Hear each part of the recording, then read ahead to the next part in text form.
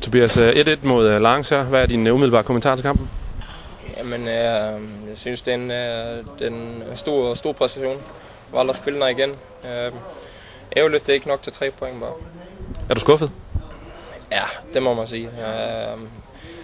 Før kampen så har nogen sagt, at vi fik 1 point i dag, så tror jeg nok, jeg har været rimelig tilfreds alligevel. Men når det er så tæt på 3 point, og de scorer lige her, når det er 1 minut tilbage, så ser det hårdt. Du scorede til 1-0 i et kvarter i første halvleg, anden halvleg. Hvordan vil du beskrive målet?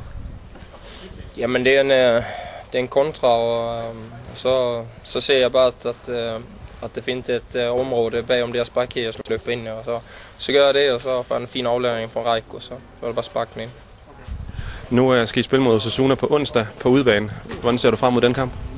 Jeg ser selvfølgelig meget frem til at det bliver en stor kamp igen, og man kan sige, at vi har alting har spillet for stadigvæk, og får vi 1 point der, så kan det være nok til avancement, så det bliver en stor kamp.